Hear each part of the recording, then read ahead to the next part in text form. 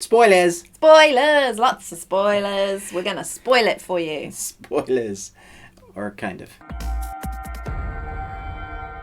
And welcome to the Ruby Tuesday. My name is Ruben. Yes, and I'm Kay. Well done, I got my name right.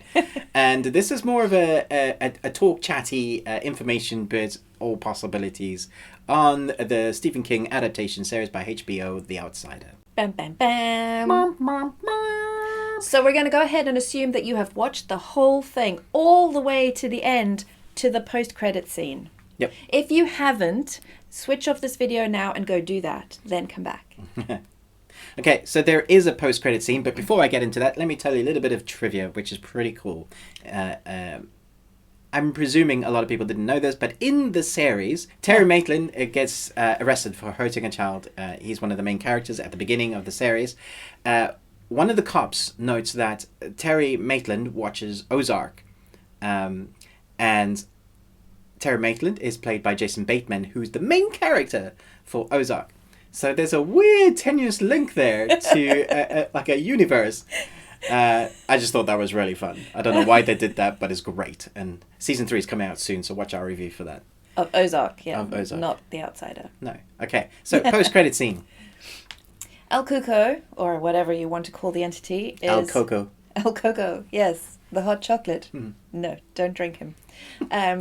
Is hopefully, we hope, dying in a cave. Yeah. But the ending scene obviously suggests otherwise. I guess what they're doing is they're setting it up without actually spoon feeding you too much, which I really appreciate, because I hate it when people assume, it's like the director's like, they're not gonna get it. Let's just like give it to them. So Holly is alone and obviously decompressing after all of this has happened. Yeah. So when she sees the guy in the mirror, she completely freaks out and thinks maybe she's been, like touched by El Cuco and is now like, he's in control of her. But we get the sense that maybe she was just having a flashback. She was just having a PTSD thing. Which is fair enough. Which is totally fair enough. And then you see her looking at the computer and you obviously notice the scratch on her arm. And I think the reason that they're showing you that is because we're meant to think she's been scratched by El Cuco, which means that he is going to mess with her life significantly. So here's the question. There were rocks falling in the ceiling. It's more than possible that she just got a cut on her arm. And they're making us think... Yeah. But... So here's what most people don't know, I believe. So you can correct me if I'm wrong. But all the news segments are saying this is a limited series. It's a mini series. They're all kind of posting this as that's what it is. But this was never pitched to HBO as a limited series. It was always just series, with the possibility of maybe coming back for a season 2 or more stories if it does really well. So that leads me to think that actually we could get a season 2. But that also makes my heart sore a bit, because this is such a good original series that do you really want to go for that second season? Yeah, you see, I'm not sure. Because like with Altered Carbon, I thought that was like a gold, the perfect season. And season 2 is just so different, so far removed, that how do you reach gold again once you've reached something that is so good? We've seen it in so many series, to reach that bar, to set that bar. When you get something that is molded into something that's fantastic, do you want to mess it up for a second season? Well, you see, you do when there's money involved.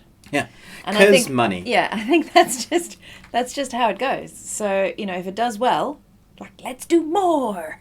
We want more. But sometimes you don't need more. Yeah. I do have faith in HBO. They release great content, but I would think that most people would say that 8th season of Game of Thrones wasn't what they wanted.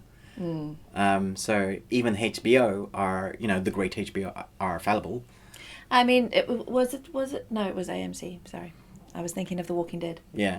I was like, The Walking Dead is another example, but it's not them. So ignore that. Yeah, but lots of TV series and movies, they do it. They flog a dead horse because money. Exactly, because money. Would be so great if just one time we had something that was just awesome.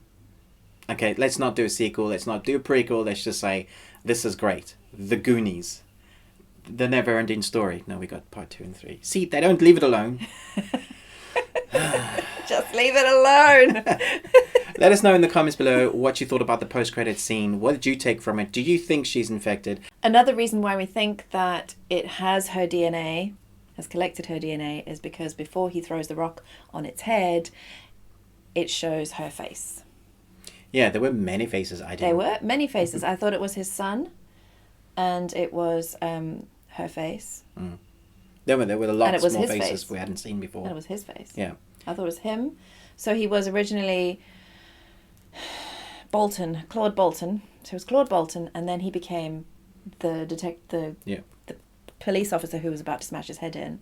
And then he became Holly, and then he became the detective's son. And Arya Stark. Yes, of course. Because no faces. Yeah. The faceless man. There's the story that they never explained. That's Yeah. what happened to him. He lived in the rock somewhere in the bear cave, and now he is eating people. Oh dear. Well, yeah, do chat to us in the comments below. What do you think? Do we need a season 2? Should we get a season 2, or is this just a great standalone? And maybe she isn't infected and just fine. Everything's fine. It's all good. Yeah. They live happily ever after. With lots of therapy. Ever laughter. Yeah. Yeah. Okay. Thanks so much for watching this chat. Interesting thing. I don't know what you call this. But most of all, until next time, remember, live long and Tuesday.